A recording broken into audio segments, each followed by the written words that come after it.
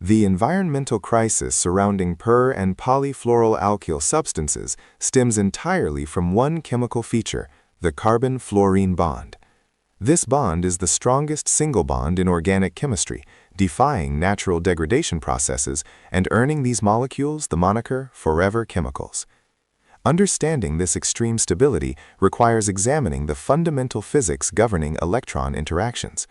Fluorine, the most electronegative element, pulls electron density away from carbon with unparalleled force, establishing a massive dipole moment. This high polarity, combined with unique orbital characteristics, create a bond dissociation energy averaging 485 kilojoules per mole. This energy barrier is significantly higher than the carbon-hydrogen bond at 413 kilojoules per mole, explaining why conventional chemical and biological processes fail to initiate cleavage. Fluorine possesses the highest electronegativity value on the Pauling scale, registering 4.0 compared to carbon's 2.5. This substantial difference of 1.5 units dictates the highly polarized nature of the carbon-fluorine bond. The electron density is heavily skewed toward the fluorine nucleus, giving the fluorine atom a significant partial negative charge and the carbon atom a partial positive charge. This charge separation results in a large dipole moment, contributing substantial ionic character to what is fundamentally a covalent bond. The high ionic character strengthens the electrostatic attraction between the nuclei, requiring significantly more energy input to separate the atoms compared to nonpolar or less polar bonds like carbon-carbon or carbon-hydrogen. The carbon-fluorine bond is exceptionally short, typically measuring around 1.35 angstroms. This short distance is a direct consequence of fluorine's small atomic radius, which is the smallest among the halogens.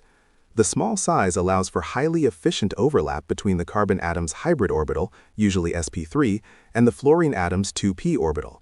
This efficient overlap maximizes the sharing of electron density in the sigma bond, further increasing the bond strength. Shorter bonds generally correlate with higher bond dissociation energies because the nuclei are held closer together, intensifying the attractive forces that must be overcome during bond cleavage. While the high bond dissociation energy confirms the thermodynamic stability of the carbon-fluorine bond, its environmental persistence is equally dependent on kinetic inertness. High thermodynamic stability means the products of degradation are less stable than the starting material, making the reaction unfavorable. However, kinetic inertness refers to the high activation energy barrier required to initiate the reaction, even if the reaction is thermodynamically favorable. In per-fluoroalkyl chains, the surrounding fluorine atoms create a dense, protective sheath around the carbon backbone. This steric hindrance shields the carbon atoms from attack by nucleophiles, electrophiles, or free radicals, effectively preventing the necessary transition state formation for degradation. The kinetic inertness of the carbon-fluorine bond renders these compounds highly resistant to common environmental degradation pathways, including hydrolysis and oxidation. Hydrolysis, which involves water or hydroxide ions attacking the carbon center, is blocked by the electron withdrawing effect of the fluorine atoms. This effect reduces the partial positive charge on the carbon, making it less susceptible to nucleophilic attack. Furthermore, the fully fluorinated chain is already in its highest oxidation state, meaning typical environmental oxidants like hydroxyl radicals or ozone cannot easily break the carbon-fluorine bond. This resistance ensures extremely long environmental half-lives, often measured in decades or centuries. The unique chemistry of the carbon-fluorine bond also dictates the physical behavior of these substances, specifically their amphiphilicity. The per-fluoroalkyl chain, defined by these strong, non-polarizable carbon-fluorine bonds, forms an extremely hydrophobic and lipophobic tail. This tail repels both water and oil.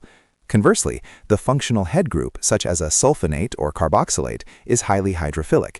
This dual nature allows these molecules to efficiently lower the surface tension of water and accumulate at interfaces, making them highly effective surfactants.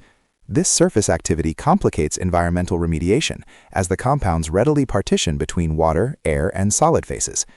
The chemical inertness translates directly into biological inertness. Enzymes and metabolic pathways evolved to break down carbon-hydrogen bonds or other common organic structures are unable to cleave the robust carbon-fluorine bond. Consequently, these substances are not readily metabolized or excreted by organisms. Instead, they tend to bioaccumulate, primarily binding to serum proteins in the blood, such as albumin. The persistence in biological systems leads to increasing concentrations up the food chain, posing significant toxicological concerns even at low environmental concentrations due to their cumulative effect. Breaking the carbon-fluorine bond requires extreme energy input, presenting major challenges for thermal remediation technologies like incineration. Complete destruction necessitates temperatures exceeding 1,000 degrees Celsius and sufficient residence time to ensure full defluorination. Incomplete combustion, however, can lead to the formation of highly toxic and volatile byproducts, including hydrogen fluoride and various fluorinated intermediates. The high energy demand and the risk of forming secondary pollutants necessitate stringent control over thermal processes, making them costly and technically demanding for large-scale waste treatment. Alternative remediation strategies focus on electrochemical defluorination, aiming to break the bond without excessive heat.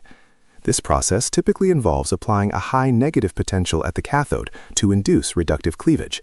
The mechanism often involves the transfer of electrons to the carbon backbone, generating a radical anion intermediate that facilitates the release of the fluoride ion.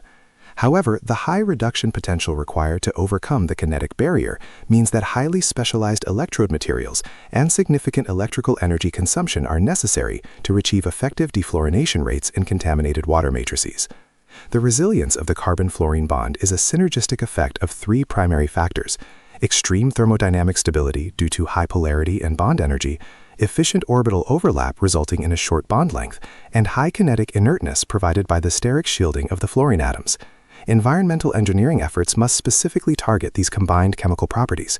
Successful remediation technologies must either supply sufficient energy to overcome the 485 kilojoule per mole barrier or utilize highly reactive species, such as solvated electrons, capable of bypassing the kinetic activation energy required for bond cleavage.